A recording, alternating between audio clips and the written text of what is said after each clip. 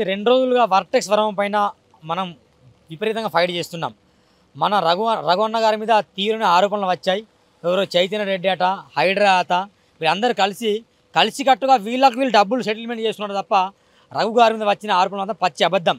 అందుకే మేము ఏమంటుంటే రంగనాథ్ కాస్త రండనాథ్ అయిపోయింది, మొత్తం రండనాథ్గా మారిపోయింది రంగనాథ్.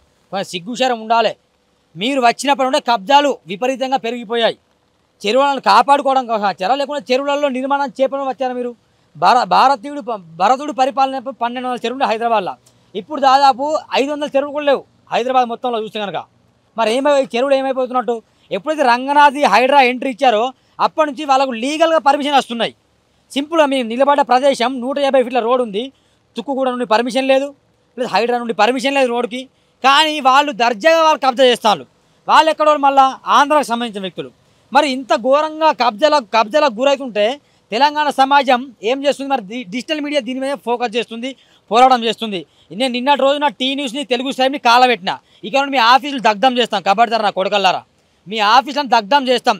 మీరు ఎవరిపైన ఫైట్ చేయాలి?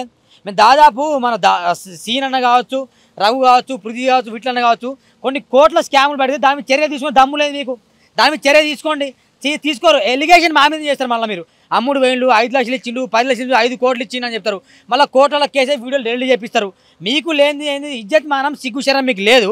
అనవసరంగా మేము చేసిన పోరాటం పైన మీరు మా మీద పోరాటం చేస్తారు. మీకు దమ్ము ధైర్యం ఉంటే రంగనాథ్ మిమ్మల్ని అందరు గారవంగా, నేను రంగనాథ్ గారోనా, మీరు రంగనాథ్ గారు అంట మిమ్మల్ని. ఎందుకంటే మీరు అన్ని చేసే దొంగ పనులు, ఎలిగేషన్ అన్ని మా మీద ఇస్తారు. ఖచ్చితంగా ఈ వర్టెక్స్ వరం మీద మీరు చర్యలు తీసుకోండి.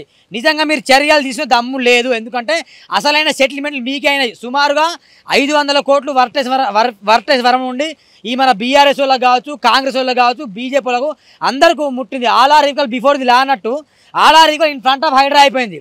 అందరు in front of Hydraa all are equal అయిపోయింది. అంటే ఎవరు?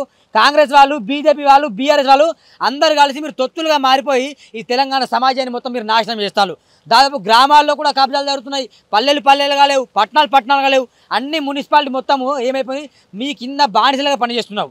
అసలు మేము ప్రశ్నిస్తే మా మీద ఎలిగేషన్ ఏంటండి? చెప్పు తీసుకొట్టాలి మిమ్మల్ని చెప్తున్నా. ఖచ్చితంగా ఇక నుండి మీ ఆఫీస్ కార్యాలయాన్ని నేపాల్లో ఎట్లయితే ప్రధానిగా దగ్ధం చేశారో ఇక నుండి మీ ఆఫీస్ కార్యాలయంలో పెట్రోల్ పోసి తగిలిస్తారు. ఈ డిజిటల్ మీడియా జోలికి వస్తే కబడతారని చెప్తున్నా.